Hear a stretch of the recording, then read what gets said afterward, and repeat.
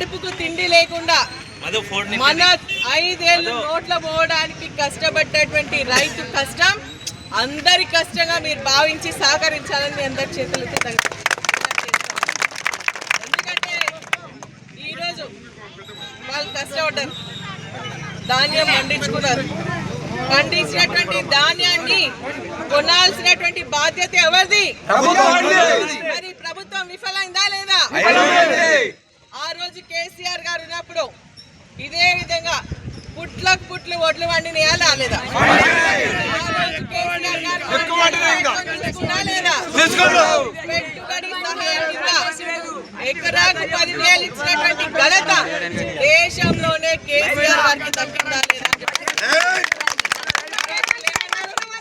15,000 ఇస్తాం కేసీఆర్ గారు, 2 మరి 3 పంటలకు 15,000 ఇస్తామని చెప్పిండ్రా లేదా?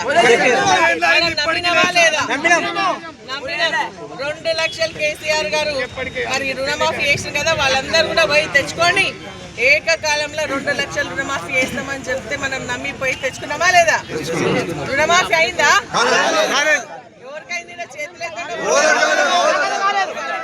మరి వాళ్ళేమో మొత్తం చేసేసినామని చెప్తున్నారా లేదా? అదే విధంగా మనకి ఈ రోజు పాపం రైతులు కేసీఆర్ గారు ఉన్నప్పుడు మన ఇంట్లో కూర్చొని హాయిగా నిద్రపోయి పంటలు పండించుకున్నాం, ధాన్య కొనుగోలు కేంద్రాలకు తీసుకుపోయినాం, ఆడ అమ్మేసుకున్నాం.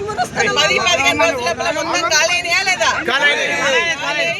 మొత్తం పైసలు కూడా మన ఖాతాలో.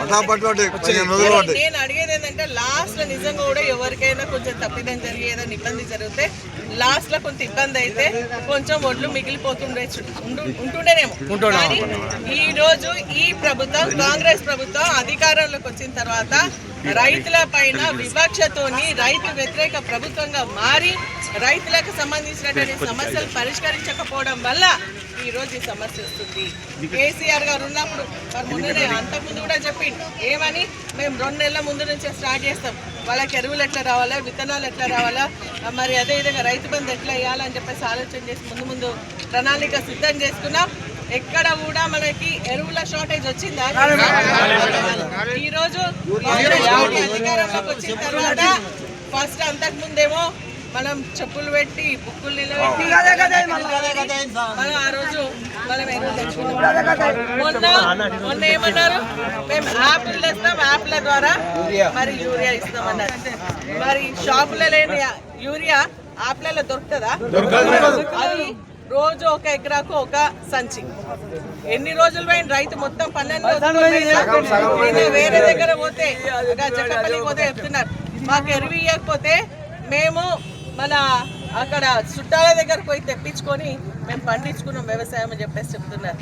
ఇప్పుడు ఇంకా ఎరువులు కేంద్రంలో ఉన్న బీజేపీ ప్రభుత్వం ఎరువుల సంచులు పెంచితే ఆ సంచులు తెచ్చుకొని మనం వ్యవసాయం చేసుకోగలుగుతామా? ఇక్కడేమో వీళ్ళు యాప్లు అమ్ముతారు, వాళ్ళేమో సంచుల మీద పైసలు పెంచుతూనే ఉంటారు. మరి రైతు ఎట్లా బతకాలని చెప్పేసి అడుగుతా ఉన్నారు. ఈరోజు మనం నిజంగా కూడా రైతులు 6 కాలం కష్టపడేటువంటి ఈ యొక్క ధాన్యాన్ని తీసుకుపోవాల్సినటువంటి బాధ్యత ప్రభుత్వం పైన ఉంటే రోజు కాంగ్రెస్ పార్టీకి సంబంధించిన మేము అధికారంలో ఉన్నాం, మేము ఇచ్చేస్తాం అన్నారా? మరి అదేవిధంగా ఒక మంత్రి చిన్న ఇల్లు కూడా కట్ చేసినందుకు రిబ్బన్ కట్టుకొని చక్కెర పట్టుకొని వస్తున్నటువంటి మంత్రికి ఈ రోజు తీరిక లేదా? రైతుల సమస్య గురించి ఒక్క మీటింగ్ అయినా పెట్టిందా అని అడుగుతా ఉన్నాను. ఎప్పుడైనా ఇటువంటి సమయం వచ్చినప్పుడు మరి జిల్లా కలెక్టరేట్ లో మంత్రులు ఎమ్మెల్యేలతో మీటింగ్లు పెట్టి మరి ఎంత ధాన్యం వస్తుంది, దానికి ఎన్ని సెంటర్లు ఓపెన్ చేయాలా, దానికి సంబంధించి ఎన్ని సంచులు కావాలా, దానికి తాళ్ళేంది, అమాలి లేంది, ఇవన్నీ చెప్పేసి ఆలోచన చేస్తుండే. ఈరోజు మన జిల్లాలో మంత్రి గారు మీటింగ్లు పెట్టారు.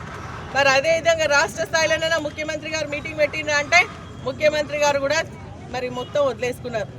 అగ్రికల్చర్ మినిస్టర్ మాట్లాడతలేడు, సివిల్ సప్లైస్ మినిస్టర్ మాట్లాడతలేడు, ముఖ్యమంత్రి మీటింగ్లు పెట్టారు. మరి సమస్య ఎట్లా పరిష్కారం అవుతుందని చెప్పేసి అడుగుతా ఉన్నాం.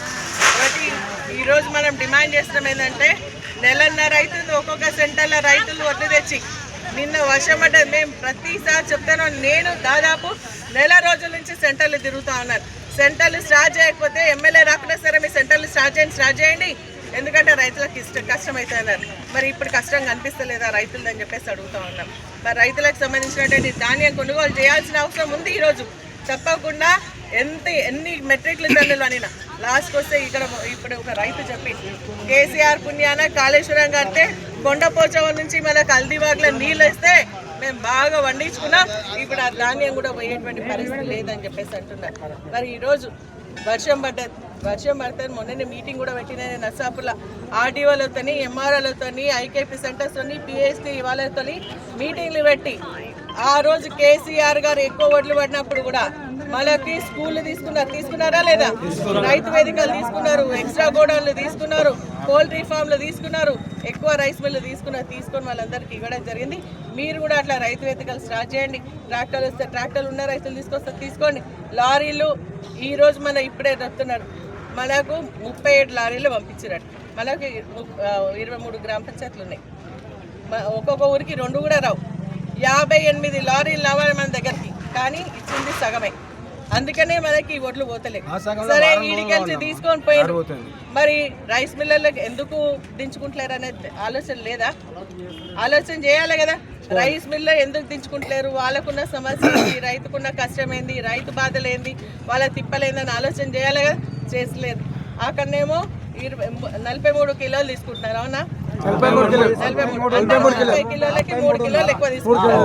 వీడికి వచ్చినాక మళ్ళీ 3 కిలోలు, ఒక్కొక్క క్వింటాల్ కి 6 నుంచి 8 కిలోలు కట్ చేస్తారు. అమాలీలు మన మీదనే పడుతున్నాయి, ట్రాన్స్పోర్ట్ మన మీదనే పడుతున్నాయి.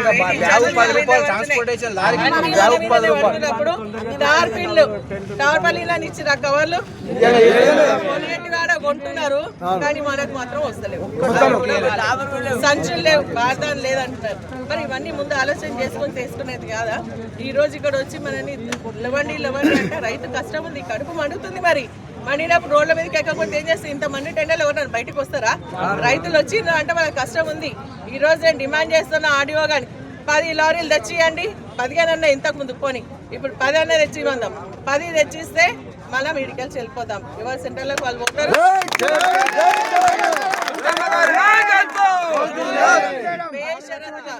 మన ఆర్ఐ గారు ఇక్కడ ఉన్నారు, ఎస్ఐ గారు ఇక్కడనే ఉన్నారు, సిఐ గారు ఇక్కడనే ఉన్నారు. నేను వారికి కూడా చెప్తున్నా, బేషరతుగా వడ్లు ఏవైతే నానినాయో దాన్ని మళ్ళీ ఏదంటే మాయిశ్చర్ అని లేదంటే ఇంత కట్ చేస్తామని చెప్పేసి కాకుండా ఎట్లున్నా అట్లా వడ్లు మొలకలు ఎత్తినాయి, నానినాయి, రంగు మారి వడ్లు మరి కొనుగోలు చేయాలా. రైతుకు గిట్టుబాటు ధర 2389 రూపాయలు ఇవ్వాల్సిందే అని చెప్పేసి సందర్భంగా తెలియజేస్తే మీరందరూ కూడా మరి ఏంటంటే కొంత ఓపిక అక్కడ ఉన్నారు ఇక్కడ ఉన్నారు, ఎందుకంటే బాగా జామ్ అయిందని చెప్పేసి చెప్తున్నారు. మన రైతులు వండుతూనే మనకు కట్టు నిండుతుంది అందరం కూడా. ఎందుకంటే 6 నెలలు కష్టపడినటువంటి రైతు రోడ్ మీదకి వచ్చినప్పుడు మనం ఒక 2 నిమిషాలు అందరి దగ్గర సెలవు తీసుకున్నాం. టీఆర్ఎస్ పార్టీకి సంబంధించినటువంటి భూపాల్ రెడ్డి గారు కానీ, రమేష్ గారు కానీ, అదేవిధంగా లక్ష్మీ గారు, మన అదేవిధంగా పెద్దలంతా చాలా మంది ఉన్నారు. యువకులు అశోక్ గారి, శ్రీనివాస్ గారి, మరి కృష్ణగౌడ్ గారి, ప్రతాప్ రెడ్డి గారి, ఇంకా చాలా మంది ఉన్నారు. పెద్దలందరూ కూడా వాళ్ళందరూ కూడా మన గ్రామం నుంచి సర్పంచ్లు వచ్చిండ్రు, ఎంపీడీసీలు వచ్చిండ్రు. మేమంతా కూడా ఏంటంటే మన రైతుల పక్షాన పోరాటం చేయడానికి ఈరోజు ఇక్కడికి రావడం జరిగింది.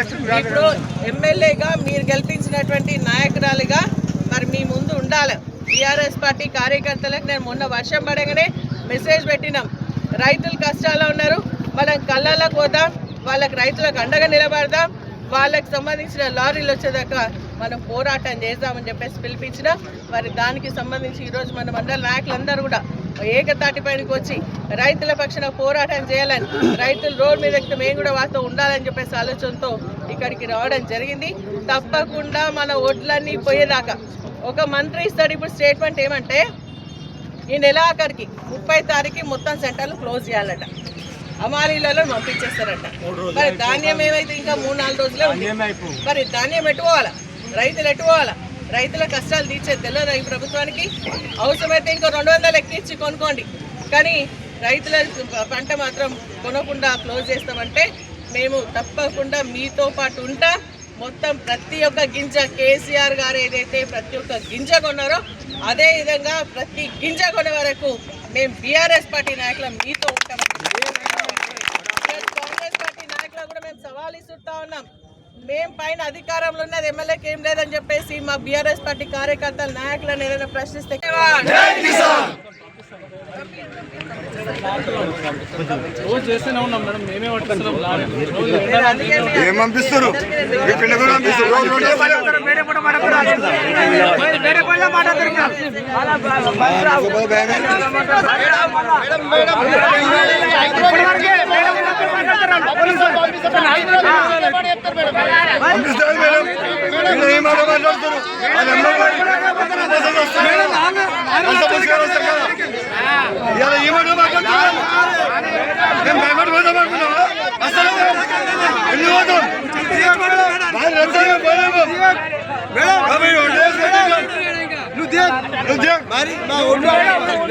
మండల హెడ్ క్వార్టర్లో రైతులందరూ కూడా మరి తాము పండించినటువంటి ధాన్యాన్ని కొనుగోలు చేయండి, వర్షాలు పడి మొలకలెత్తినాయి, సెంటర్కి తీసుకొచ్చి నెలన్నర రోజులైతుంది, ఇంకా కాంట పెడతలేరు, కాంట పెట్టినటువంటి సంచులను కూడా మరి లారీలు వస్తలేవని చెప్పేసి నెపంతో తీసుకోబోతలేరు. దీనివల్ల మొన్న వర్షం పడి మొత్తం సంచులు నానిపోయినాయి, ఒడ్లు నానిపోయినాయి, మొలకలు ఎత్తుతున్నాయి, రంగు మారుతున్నాయి. అయినా కూడా ప్రభుత్వం స్పందిస్తలేదని చెప్పేసి రోడ్ ఎక్కడ మూలన వారికి సంఘీభావంగా ఈరోజు బీఆర్ఎస్ పార్టీ పక్షాన మేమందరం కూడా మరి ధర్నా చేయడం జరిగింది, రాస్తారోక చేయడం జరిగింది. అయినప్పుడు కూడా ప్రభుత్వానికి చీమ కుట్టినట్టు ఉండలేదు. రైతులంటే కపట ప్రేమ, మర్మన ప్రేమ చూపిస్తుంది. ఆ రోజు ఎన్నికల సమయంలో మరి కేసీఆర్ గారు 2 సార్లే రైతు బంధు ఇస్తున్నాడు. 3 పంటలు వస్తాయి కదా, మేము 3 పంటలకు 15,000 చొప్పున ఇస్తామన్నారు. రైతు కూలీలకు కౌలు రైతులకు కూడా 12,000 రూపాయలు ఇస్తామని చెప్పేసి అన్నారు. 2 లక్షల రూపాయలు ఏకకాలంలో మాఫీ చేస్తామన్నారు. సన్న ఓట్లు వండియండి, మీకు 500 రూపాయలు బోనస్ ఇస్తామన్నారు. మక్కలు, జొన్నలు, కందులు ఇవన్నిటి కూడా 500 రూపాయలు మరి బోనస్ ఇస్తామన్నారు. వీళ్ళు అధికారంలోకి వచ్చి దాదాపు 2.5 సంవత్సరాలు అయిపోయింది.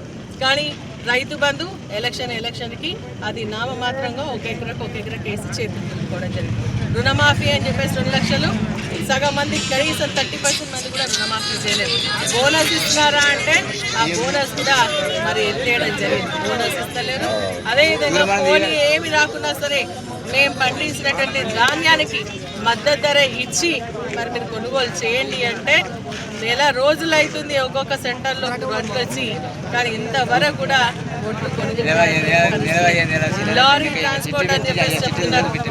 మన రైస్ మిల్లర్ల దగ్గర దించుకుంటలేదని చెప్తున్నారు, అమ్మాలి లేరని చెప్తా ఉన్నారు. ఇవన్నీ మీకు ముందుకు తెలియదా అని చెప్పేసి అడుగుతా ఉన్నారు. మరి ఈరోజు ఏమంటున్నారంటే వాళ్ళు ఏదో పెద్ద ప్రాజెక్టులు కట్టినట్టుగా నీళ్ళు అందించినట్టుగా ఎక్కువ ఓట్లు వచ్చినాయి కాబట్టి కొనలేకపోతున్నామని చెప్పేసి అంటున్నారు. నెలన్నర రోజులై కనీసం ప్రతి గ్రామంలో 25% నుంచి 30% ఓట్లు కూడా పోలేదు అంటే అది మీ అసమర్థత పాలన కాదా అని చెప్పేసి అడుగుతాను. ఒక మంత్రైనా జిల్లాలకు వచ్చి మరి మీటింగ్లు పెడుతున్నారా, రైతు సమస్య ఏంటని తెలుసుకుంటారా అని అడుగుతాను. రాష్ట్ర స్థాయిలో ముఖ్యమంత్రి కానీ అదేవిధంగా మంత్రులు కానీ ఒక్క సమావేశం అన్న పెట్టిందా అని అడుగుతాను. ఇక్కడికి వస్తే వాళ్ళకి సంచులు లేవు, బర్దాలు లేదు, గోడౌన్లు లేవంటున్నారు, ట్రాక్టర్లు వస్తలేమంటున్నారు, లారీలు వస్తలేమంటున్నారు. మళ్ళీ అదేవిధంగా ఒక అమ్మాలి పైసలు వాళ్ళ మీదనే పడుతున్నాయి, కార్పొరేట్ పైసలు వాళ్ళ మీదనే పడుతున్నాయి, అదేవిధంగా మన వెయిటింగ్ ఛార్జెస్ వాళ్ళ మీదనే పడుతున్నాయి. ఒక్కొక్క క్వింటాల్కి 10 కిలోలు చొప్పున మరి వసూలు చేస్తూ ఉంటే రైతు ఏ విధంగా బతుకుడని చెప్పేసి మేము అడుగుతా ఉన్నాం. మరి ఈరోజు కేసీఆర్ పుణ్యాన కాళేశ్వరం నీళ్లు కొండపోచమ్మ నుంచి హల్దీవాగులు రావడం వల్ల ఈ హల్దీ పరివాహిక ప్రాంతంలో ఉన్నటువంటి రైతులందరూ కూడా పుష్కలంలో పంటలు పండించుకుంటే దాన్ని తీసుకునేటువంటి పరిస్థితి ఈరోజు ప్రభుత్వం లేదని చేస్తారు. మేము నిన్న వర్షానికి రానటువంటి వడ్లను చూడడానికి రావడం జరిగింది. మేము ప్రభుత్వాన్ని డిమాండ్ చేస్తూ ఉన్నాం, లారీలు వస్తాయా రాలేదా రైతులకు సంబంధం లేదు, సెంటర్కి వచ్చినటువంటి వడ్లను ఇమీడియట్గా కొనుగోలు చేయాలా, మద్దతు ధరని ఇవ్వాలా, నానినటువంటి వడ్లు ఏవైతే ఉన్నాయో దాని బేషరతుగా మరి ఎటువంటి కోతలు కోయకుండా, మాయిశ్చర్ అనకుండా, మొలకలైతేనే అనకుండా, రంగుమానే అనకుండా తీసుకోవాలని చెప్పేసి మేము డిమాండ్ చేస్తా ఉన్నాం.